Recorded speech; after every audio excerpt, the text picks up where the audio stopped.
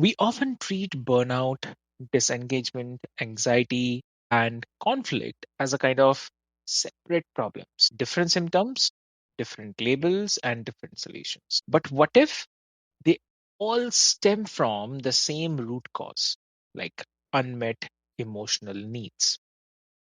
Yeah.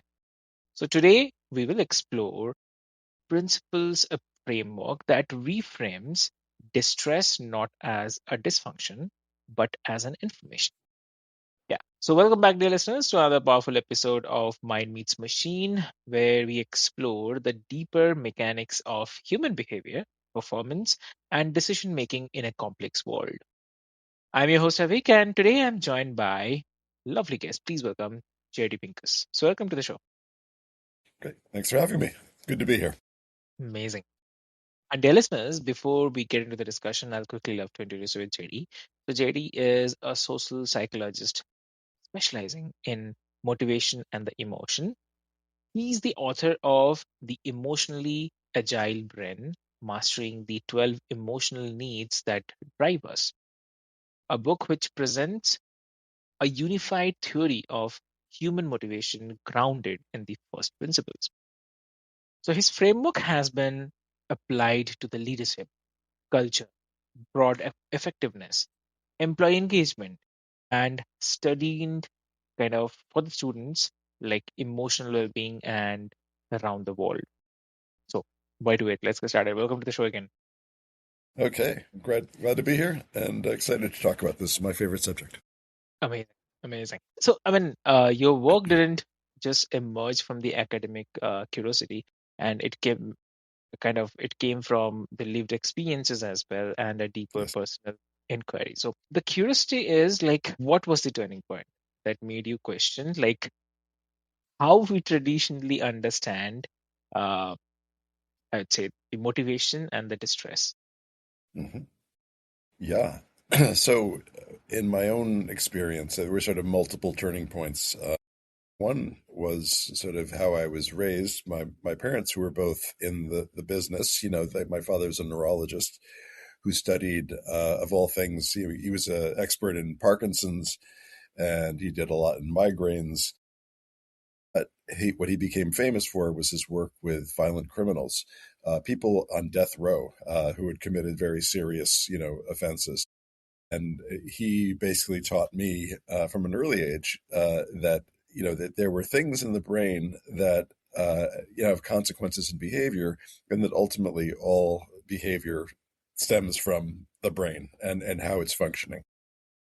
My mother was a social worker, a psychiatric social worker. They actually met on a patient that they shared when they were at Columbia back in the must have been early 60s or late 50s. And her view was similar, but she also really believed in sort of spirituality as like the way to get toward well-being. It's that it wasn't sort of one of many ways, it was the ultimate way and the best way to get to well-being. So I had these two influences. I kind of came up in a sort of turbulent time in the 70s and 80s, and I was not a good student. I was sort of, I wanted to play rock and roll, and I was in a band, and I wanted to party. I ended up having an experience where I had a choice to make. I was going to either, go with this band on tour, and we had gigs lined up in New York and LA, or I was going to stop all that and I was going to go to college and become a psychologist. Hmm. And I decided to do that. I decided to go to school. And the guy who took over my spot in the band, the other guitar player, I never really got to know him. He just, took over my position. But then within a month or so, he was killed at a party that I would have gone to with the band. And that was like a very sure sign to me from the universe that I had made the right choice. As tragic as that is for him and his family, I never looked back. I thought, you know what, this is the path I need to be on. So I found myself, though, I had a very sort of emotion first perspective. Like I knew that what I did tended to be emotionally driven, and I knew what my friends did tended to be emotionally driven. And we made a lot of stupid decisions because, that's what you do when you're a teenager. And it's coming from emotion, not reason. When I got to college and when I got to grad school, it seemed like all of that was flipped around and everything was about cognition, everything was about rationality. If we wanted to know what was going to change someone's mind, we would look at the cogency of the arguments and how many arguments.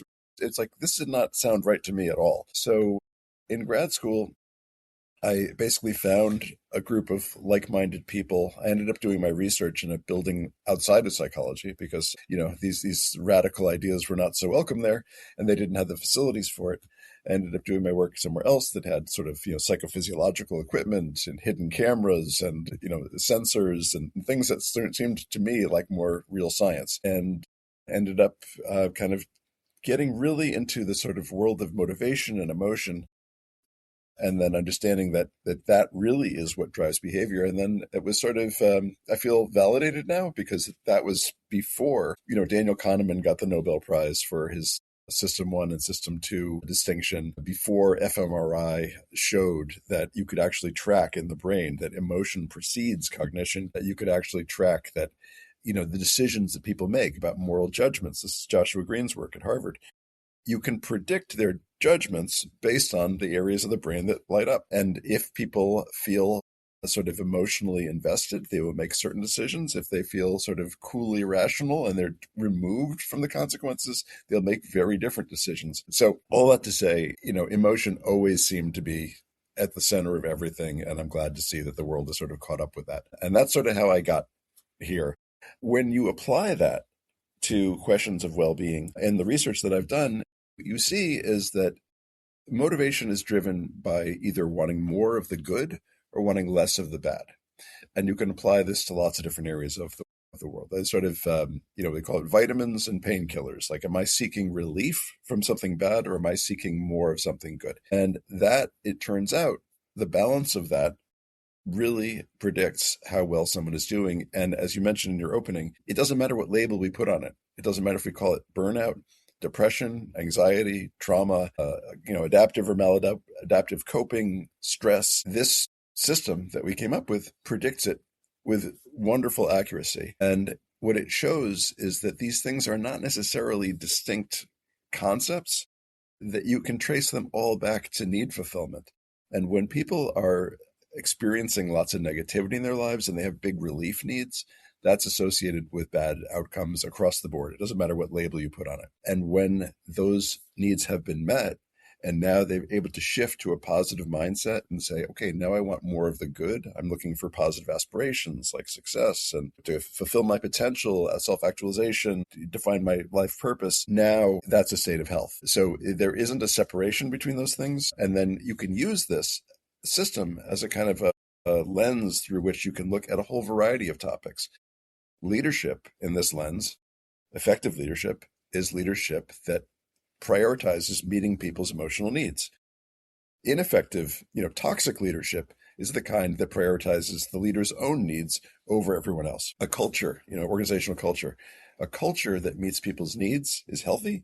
A culture that does not meet people's needs or only meets certain needs for certain people is toxic. Employee engagement, people become engaged when they feel like there's a prospect of their needs being met, right? They'll work toward that. If there's no possibility that their needs are going to be met for whatever it is, recognition, immersion in the moment, authenticity, inclusion, caring, recognition, all of those things, then there won't be engagement. There'll be disengagement.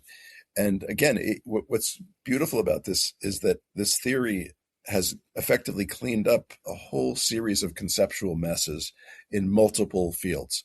The field of values, the field of goal setting, the field of leadership, organizational culture, engagement, teaming, one after another. We set them up and we knock them down because each one of these literatures is filled with concepts. They happen to be exactly the same concepts in every single one of them, and they are all definable as needs.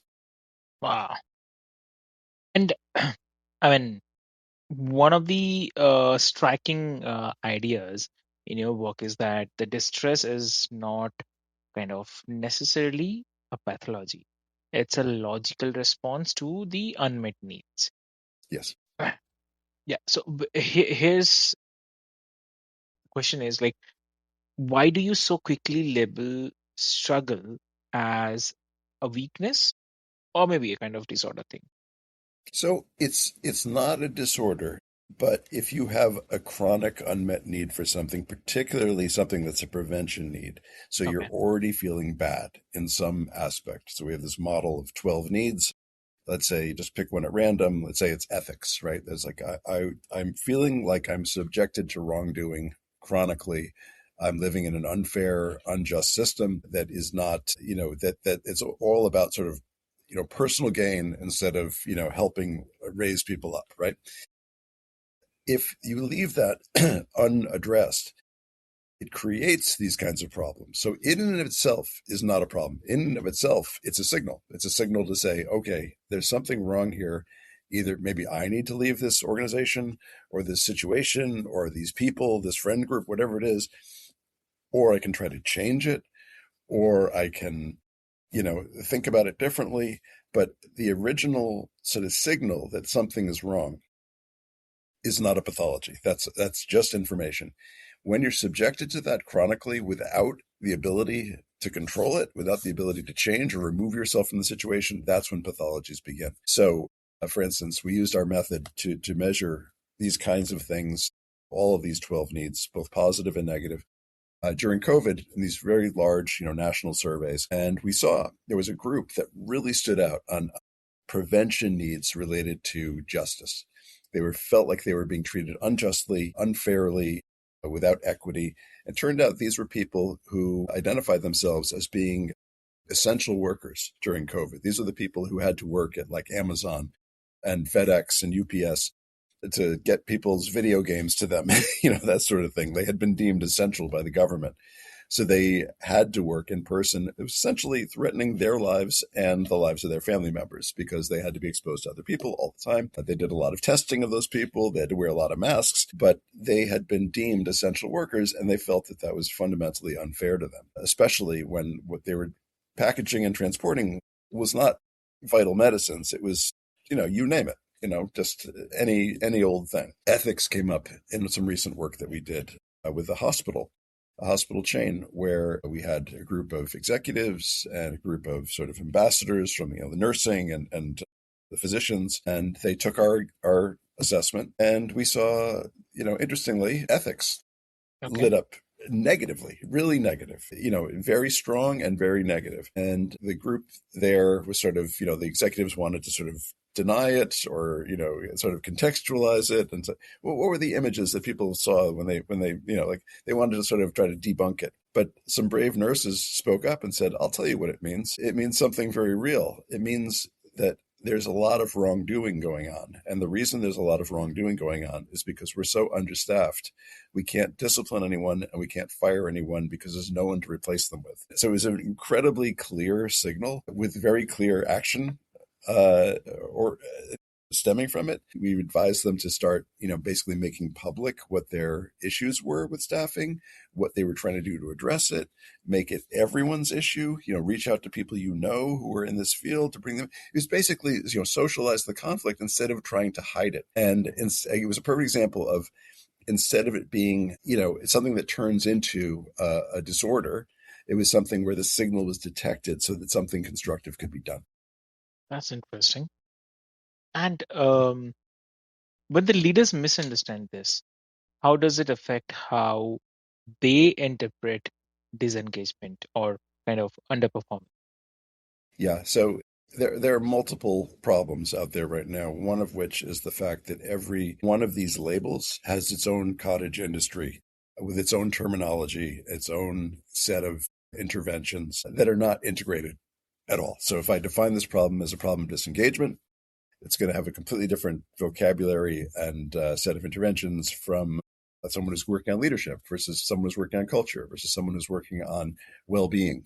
It doesn't matter what, each one of them, they have a stake in keeping things the way they are, and they resist any attempt to integrate them conceptually or otherwise. That's a huge problem because, as we started saying, these are not independent issues. These are just symptoms. They show up in different ways. They're just like putting a different level, different unit of analysis on the same phenomena. And it's really hard to make consistent, integrated change if you don't speak the same language, You feel like you have completely different theoretical models. And it's all, I think, a waste, because I think underlying it all are a very simple set of needs that anyone can understand. And once you do, you begin to see that looks just like this. And the same intervention that works on culture is going to work for leadership, and going to work for engagement, and work for well-being. So it actually simplifies things greatly. But of course, because there are vested interests on the other side to want to keep things the way they are, adoption, I think, is going to be slow. And also, like, instead of asking what's wrong with this person, we might ask, like, which need is not being met? Right. Kind of, I would say that reframing feels both human and practical also, right? So, and regarding the root causes, if I have to say, because uh, in every episode we talk about the root causes also. So you propose 12 core emotional needs that unify previous theories of motivation. So, what distinguishes your framework from the models like Maslow's or self determination theory? So, Yeah. So let me back up. Another one of my disappointments in graduate school, besides it being a very cognitive, rational focus, and sort of dismissing emotion and motivation as sort of primitive and Freudian, they also would serve up these what they called mini theories. Mini theories of needs, mini theories of motivation. So you start with Maslow's hierarchy of needs. Need for safety, need for belonging, need for esteem, self-actualization. Then he focused on people who were self-actualized. So that's, of course, where his pyramid ends. You had people like David McClelland, who focused on the world of work, and he had very different needs. He had the need for affiliation, the need for power, the need for success or achievement, very different orientation. You had people who focused on artists and athletes like Csikszentmihalyi, who then talked about flow theory and the need for immersion. Others who talked about the need for cognition, the need for sort of, effortful work. You had Erickson talking about the need to establish your identity and all the different conflicts that you have to overcome to become a mature person. Then you have all of the folks who focused on things like justice and ethics and purpose. Lawrence Kohlberg, Stages of Moral Development. Piaget spoke about that. You had Paul Bloom and Joshua Green, who have done more recent fMRI-based work or work with young children, the babies, looking at the seeds of a justice motive that are there by only a few months old. And no framework to integrate all this. Of course, you had Deci and Ryan, you mentioned self-determination theory. So they basically, this is the problem in psychology. Everyone who wants to come up with a new theory wants to say, this is the thing that matters. This is ultimately the only thing that matters. For Maslow, ultimately it's self-actualization. Deci and Ryan, it's autonomy, relatedness, and competence. It all boils down to these three things. And, if you ask Piaget and Kohlberg, they would say it has to do with moral development. The truth is, they're all right and they're all wrong. It's not any of those things. It's all of those things. And I think that's what's radically different about my approach. My approach is inclusive. It tries to say, well, what are the first principles that define this space? And can we find homes for every single one of these with nothing left over? And that's exactly what we did. So basically, motivation and emotional needs are all about change. It's about changing from a less desirable state to a more desirable state, essentially in service of homeostasis, keeping you alive and happy and well. The first question is, where do I want to make a change? And I can make a change within myself or the world of other people. So self versus social. I can also make a change in the world of things and objects and work and play and money, which is the material world, or I can make a change in the spiritual world. Things you can't see, the immaterial, things like concepts and principles and ideals. So here you have the four things: self, social, material, spiritual.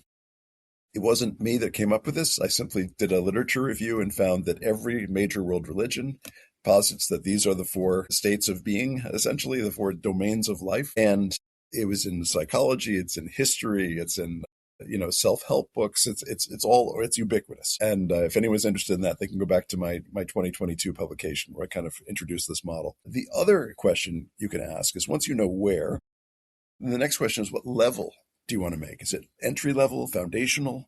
Is it experiential, sort of becoming, or is it a state of actualization, a kind of an end point? And for this, we borrowed Aristotle's modes of existence. He had a sort of 3-level model of modes of existence. Say you have a load of lumber that's been dropped off in front of your house, by a distributor. and you have a contractor come and build something for you, it's in a state of pure potential right now. That's foundational. Once you decide what you're going to do and you begin to build, it's in a state of becoming. Once you've built a shed and you can put some, your things in it and lock the door, now it's in a state of actualization. Right. So that's those three. When you cross those three by the four areas of human life, we end up with 12. And lo and behold, every single one of the mini theories of motivation and emotional needs that had ever been proposed in the last 150 years, they all have a home. There's nothing left over. And I mentioned in the beginning, each of them has a positive face and a negative face, right? Each of them you can express as promotion needs, or you can express them as prevention needs. And, here's a difference from Maslow. Maslow believed that the bottom row were deficiency needs inherently. So safety was a deficiency need. So he's defining it as the prevention need. But that's not exactly true. There's plenty of people who, when they become wealthier, will move into a gated community with, round the clock security and cameras everywhere and rest. And it's not that they particularly feel vulnerable. It's that they're aspiring to a higher level of security. They buy gold instead of stocks because they're aspiring to a higher level of security, Yeah. right? It's not just negative. It's sort of prototypically negative, but it's not only negative. And I think that's a really important realization across this entire framework, that every single one of these can exert its force negatively or positively. So, and we end up with these 12, and they build on each other in a really interesting way. In the self domain, you can imagine it starts with safety. I've got to feel psychologically safe. If I don't feel psychologically safe, I can't get to the next level, the experiential level, which is authenticity. I can't really speak in my own voice. I can't really come out as who I really am because I don't feel psychologically safe. Why would I take that chance? If I do feel psychologically safe, I can speak in my voice. I can say what I want to say and dress how I want to dress and be who I want to be. And that's the only opportunity to get to the top level, which is self-actualization, because you're never going to get there speaking in someone else's voice. You're not going to get there sounding like your manager, sounding like your professor, sounding like ChatGPT. You need to speak in your own voice, and you need to have something to say that's authentic. That same logic extends to the other three. In the material domain, it starts with a sense of autonomy, right? I have to feel that I'm capable. I have the resources. I have the permission to move forward. If I do, I can then I can dive in. I can do, lose track of time, do some amazing things and look up. And that's where flow theory lives. I look up and I've done something amazing, and that's where success occurs. There's no way to achieve success if you don't have that immersion, that flow state at some point in that process. If you're sort of faking it and distracted the whole time, you're not going to get there. It's not going to be good. So they build on each other that way. In the social domain, it begins with inclusion. I have to feel like I'm part of my family, my tribe, my community.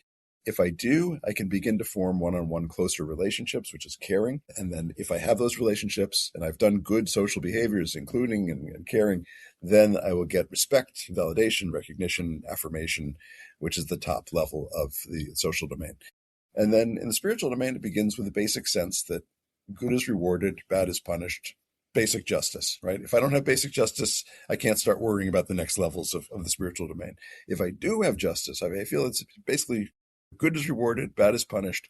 Now I can apply those principles to questions that are the gray areas of life about self-interest. To what extent do I need to restrain self-interest for the greater good? And this is where, sort of having honest claims, honest pricing, transparency, corporate ethics, all of that plays. If I now have justice and ethics in place, it's a fair system. People restrain self-interest appropriately.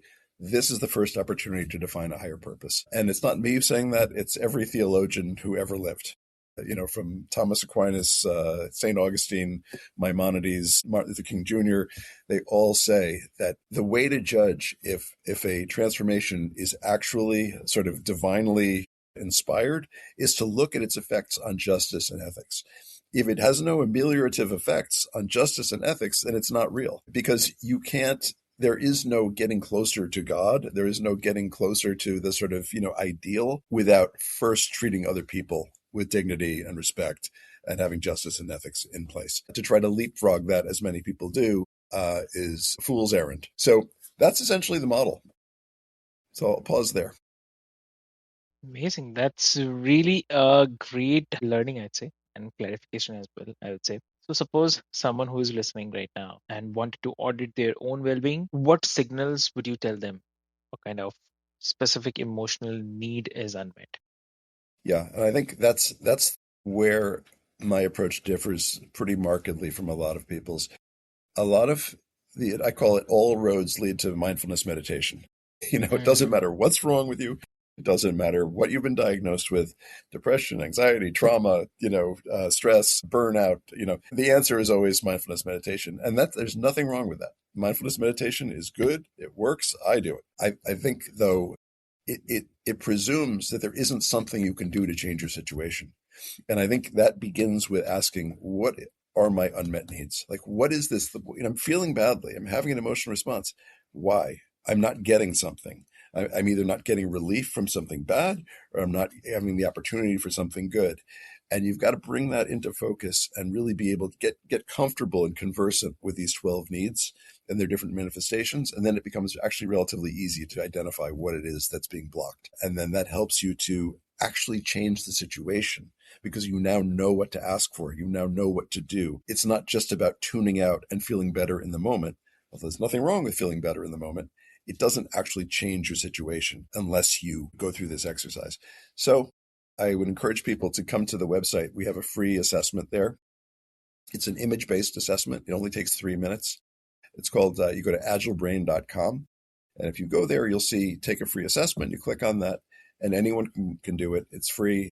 You pick what area of your life you want to focus on.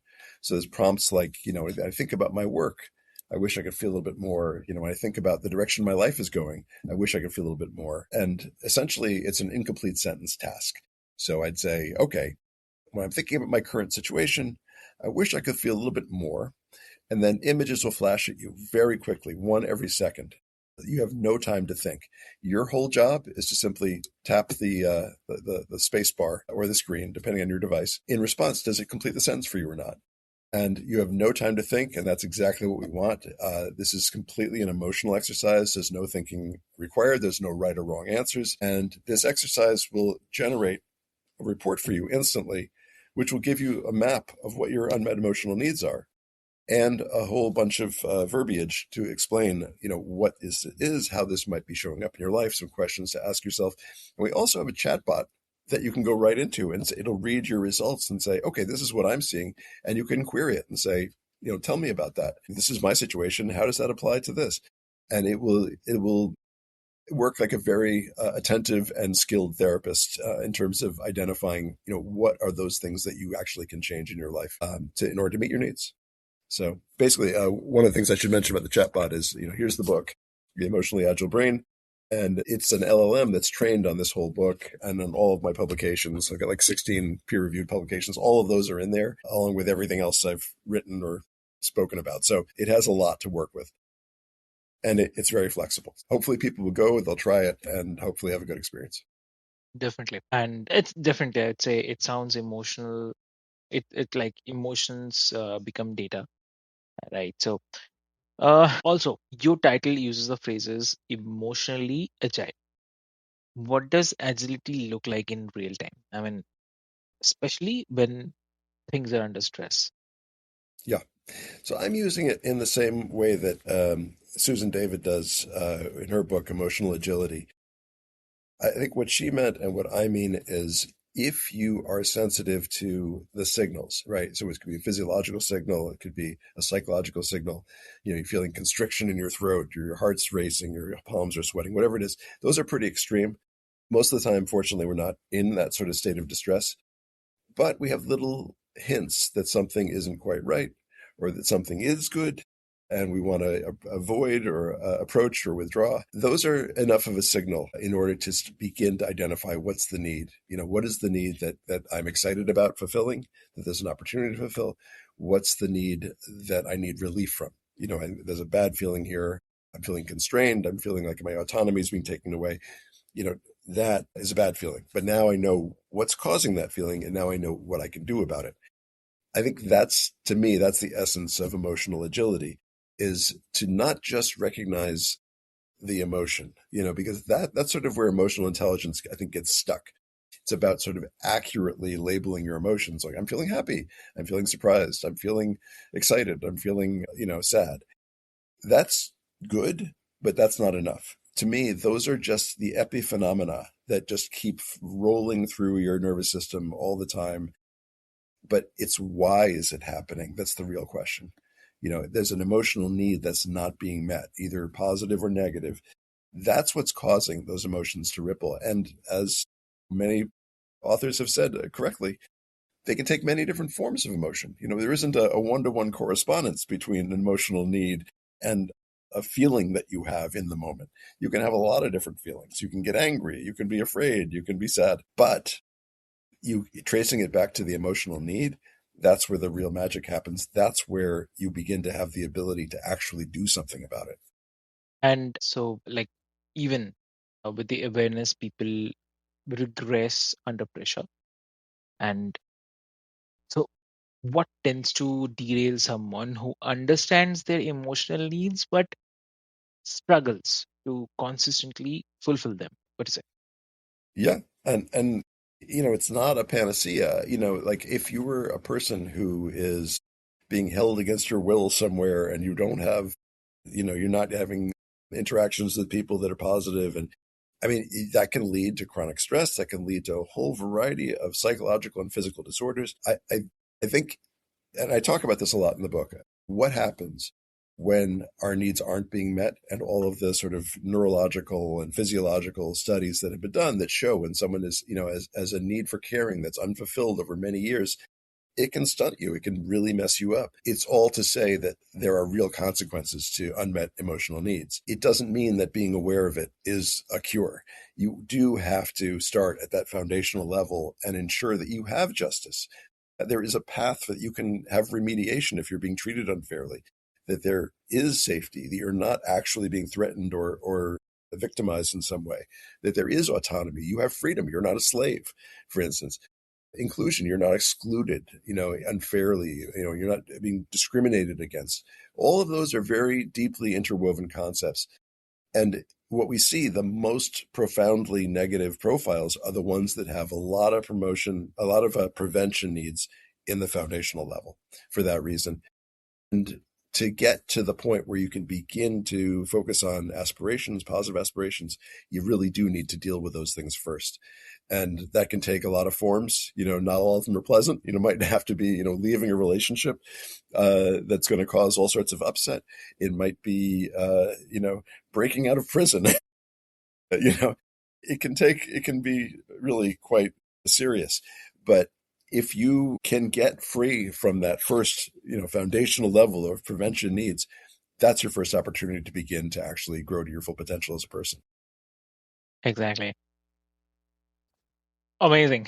So, for someone who's listening who feels stuck, frustrated, chronically dissatisfied, what is the one question they can ask themselves today to begin identifying on unmet emotional need?